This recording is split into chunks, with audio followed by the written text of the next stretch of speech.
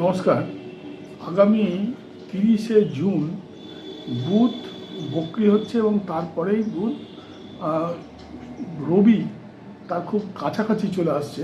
ফলে বুধ অস্তমিত হচ্ছে। তো অস্তমিত বুধ হওয়ার ফলে আমরা দেখব যে বেশ কিছু রাশি বড় বড় প্ল্যান ভেস্তে যেতে পারে। এমনকি যারা চাকরি করে তাদের চাকরিও চলে যাওয়ার একটা চান্স রয়েছে। এখন আমরা দেখব কোন কোন রাশির জাতক জাতিকাদের জীবনে এই ধরনের খাড়ার আঘাত আসতে চলেছে। প্রথমেই আমরা আলোচনা করব যে বৈদিক জ্যোতিষশাস্ত্র অনুসারে 2026 মানে এই সালের 30শে জুন বুধ বক্রি হচ্ছে এবং তার 2-3 দিন পরেই খুব সম্ভবত 23 জুলাই থেকে বুধ অস্তমিত হয়ে যাচ্ছে এবং সেটা দীর্ঘদিন থাকছে, প্রায় সেপ্টেম্বরের 13 তারিখ পর্যন্ত মোটামুটি এটা থাকছে।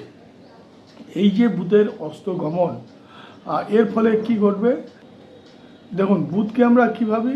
বুধ হচ্ছে বুদ্ধি এবং আচরণ এবং প্রতিটি কাজের পেছনে চিন্তার যে নিয়ন্ত্রক, সেটা বুধের দ্বারা কিন্তু হয়ে থাকে। তাই এই যে বুধ, সেই বুধের যদি অস্তগমন ঘটে তখন কিছু কিছু গ্রহের উপর যে প্রভাব ঘটবে সেইটা নিয়েই আজকের এই আলোচনা। প্রথমেই আমরা আলোচনা করব মিথুন। দেখুন, মিথুন রাশির অধিপতি গ্রহ হচ্ছে বুধ। তো সেই বুধ যদি অস্তমিত হয় বা বক্রি হয় তাহলে ওই রাশির যারা জাতক জাতিকা তাদের ওপরে এর একটা প্রভাব তো পড়বে। তাই এই মিথুন রাশির জাতক জাতিকাদের এই সময় সতর্ক থাকা খুব দরকার। এই সময় কোনো গুরুত্বপূর্ণ কাজে হাত না দেওয়াই ভালো। কথাবার্তার মধ্যে ভীষণ সাবধানতা অবলম্বন করা খুবই দরকার। কারণ একটা বিষয়ে খুব সতর্ক থাকতে হবে যে আপনার কথায় যেন কেউ আঘাত না পায়, কেউ যেন কষ্ট না পায়। কারণ কথাবার্তার মাধ্যমে কিন্তু আমাদের শত্রুতা তৈরি হয়, কথাবার্তার মাধ্যমে আমাদের বন্ধুত্ব তৈরি হয়। সুতরাং কথাবার্তার দিকে খুব সতর্ক থাকাটা দরকার। এবার আমরা দেখব কর্কট রাশির কী করা উচিত। যে বুধের অস্তমিত হওয়া বা বক্রি হওয়া তার একটা প্রভাব পড়বে। কর্কট রাশির জাতক জাতিকার খুব আবেগ ঘন হয়। তাই এই সময় আপনারা যে সিদ্ধান্তগুলো নেবেন সেই সিদ্ধান্তের ব্যাপারে ভীষণ সতর্ক থাকা খুব দরকার।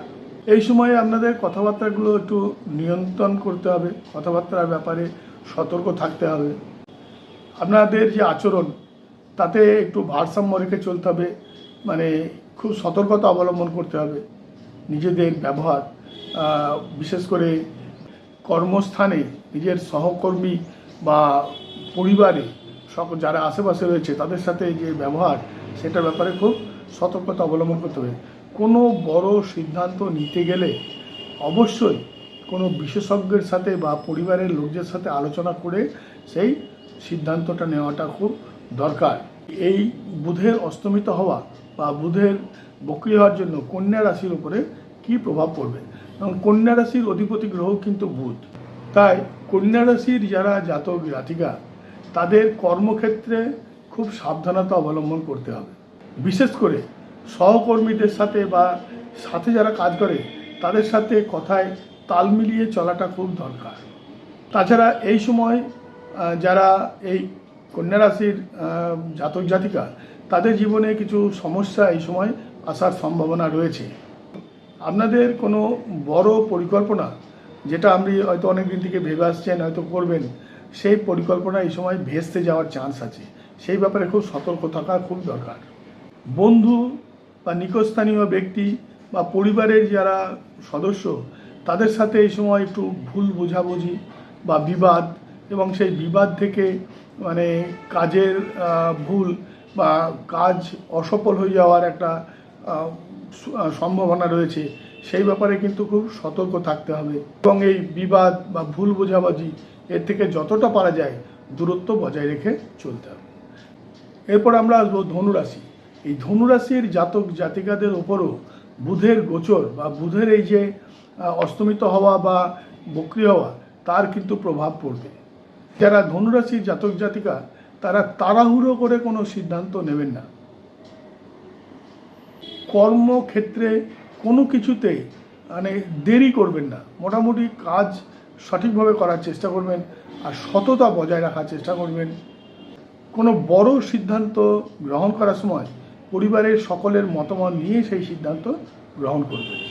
মীন রাশির জাতক জাতিকাদের ওপরে কিন্তু এই বুধের যে অস্তমিত হওয়া তার কিন্তু ফল পড়বে। বিশেষ করে যারা মীন রাশির জাতক জাতিকা তারা তাদের সন্তানদের ব্যাপারে খুব কেয়ারফুল থাকবেন, কারণ এই সময় সন্তানদের পড়াশোনায় কিছু ডিস্টারবেন্স আসতে পারে। নতুন প্রকল্প বা নতুন কিছু পরিকল্পনা যদি মাথায় থাকে সেই ব্যাপারে মনকে আগে স্থির করুন। বিশেষ করে খুব আবেগপ্রবণ হবেন না। এই আমরা দেখলাম যে বুধের যে অস্তমিত হওয়া বা বক্রী হওয়া সেই সময় কোন কোন রাশির জাতক জাতিকারা সতর্ক হবেন। তো এই আমি মোটামুটি চেষ্টা করি মানে তাৎক্ষণিক যে ঘটনাগুলো ঘটছে সেইগুলোর উপরে যতটা সম্ভব ভিডিও করে যারা আমার দর্শক তাদেরকে আগাম খবর দেওয়া বা সতর্ক করে দেওয়া। যারা আমার অনুষ্ঠান দেখেন তারা অবশ্যই আমাকে সাবস্ক্রাইব করবেন এবং লাইক করবেন। যদি নিজেদের কিছু জানার থাকে অবশ্যই কমেন্টে জানাবেন। সবাই খুব ভালো থাকবেন।